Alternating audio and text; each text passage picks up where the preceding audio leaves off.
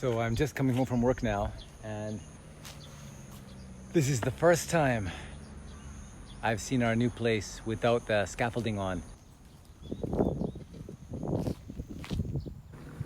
Wow.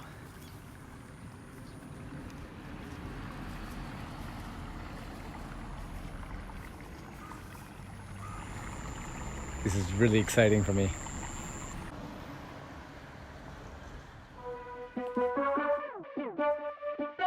Hey, welcome back.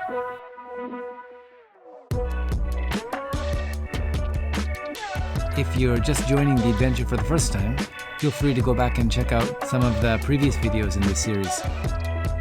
This time, I'm really excited to show you how everything is coming together as my family's new home nears completion. The front porch is taking shape, the ceilings are almost finished, the ducts for our central heating system are mostly in place, and probably the most exciting part for me, our kitchen moves beyond the original rough sketches and becomes reality. But bear with me while I spend a little more time admiring how my new house looks from the outside.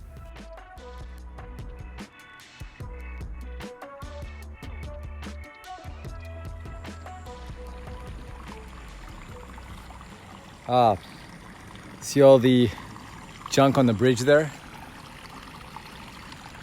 We had some serious rain this morning, basically typhoon levels of rain.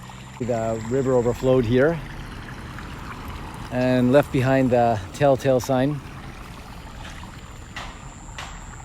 This little river, well actually canal, this little canal overflows about, I don't know, 5 times a year.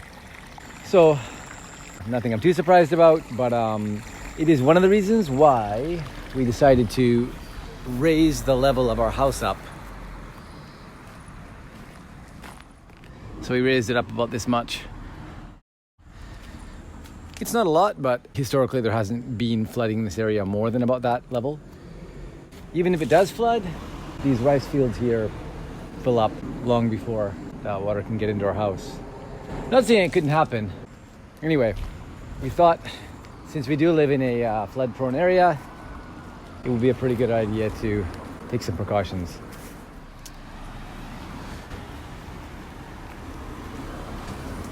This is going to be the outside porch area here. We're going to have to figure something out with some steps and a ramp here. And I'm hoping that I'll still be able to park my small car in this space here. It'll be tight, but should be doable.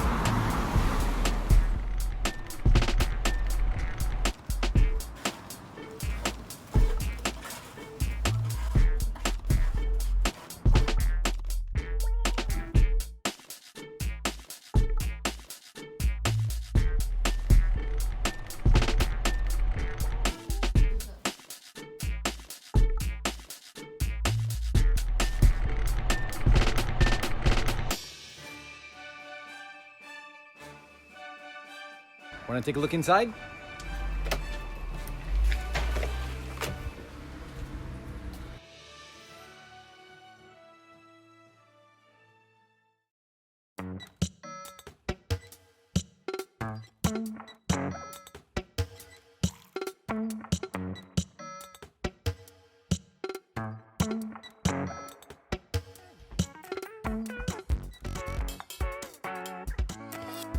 This is the first room we designed when we were planning our new house.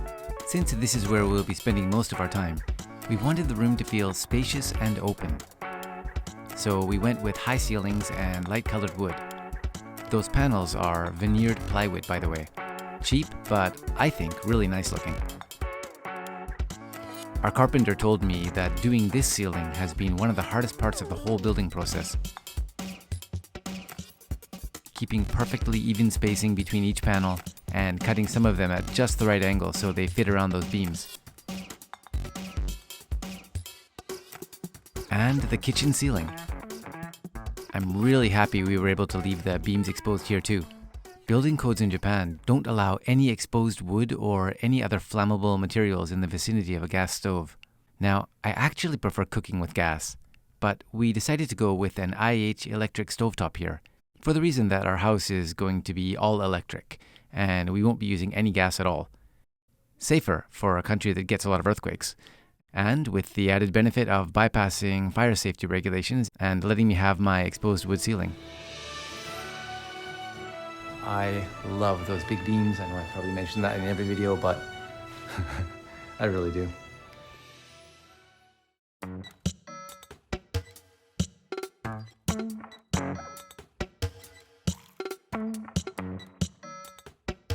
See that hole up there?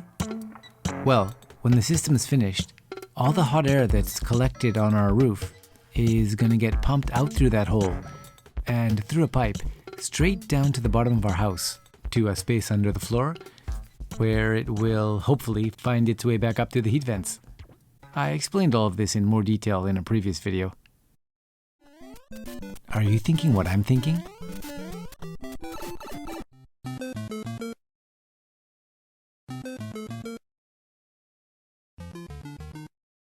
So the hot air from the roof is going to be pumped directly down through that duct there.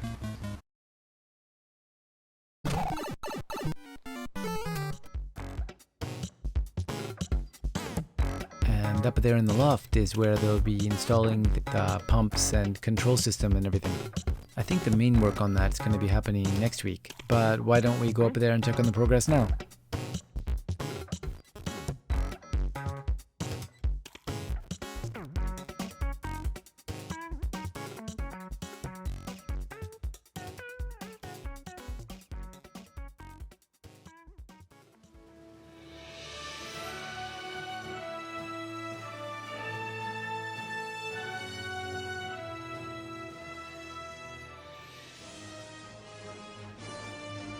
This is the original design for our kitchen. Want to see it get built? From now, let's do a little time traveling and see how this all takes shape over the next few weeks.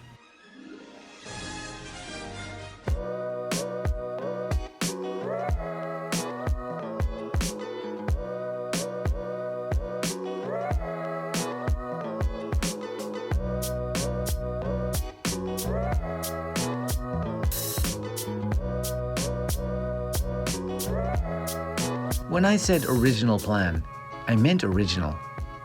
Usually, people choose a system kitchen with some minor customization and then get it shipped directly from the factory and installed. But in our case, we planned everything. Well, actually, my wife did. The layout, the dimensions, the materials, down to the last detail. And then we let the carpenters take care of the rest. Of course, I had some input into the process, but most of the time I just stood back and let the experts do their thing.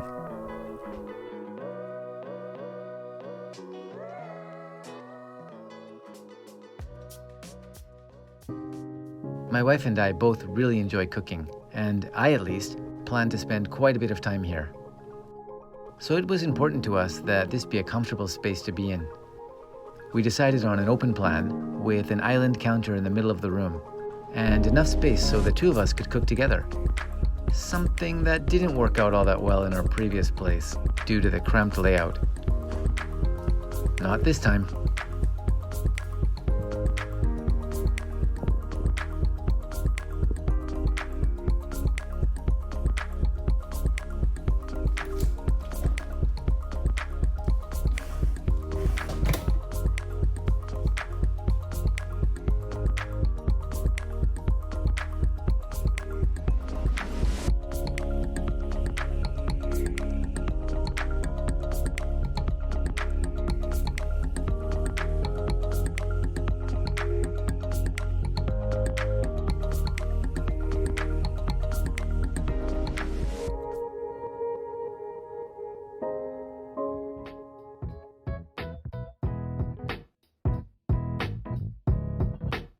Let's take a peek out at the deck,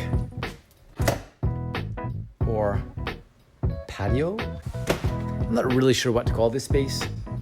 Since it's not really made of wood and it's kind of part of the structure, it's actually the roof of our garage. You probably figured that out. I'm not really sure whether I can call this a deck, or a patio, or a terrace. I feel like terrace is being a bit ambitious.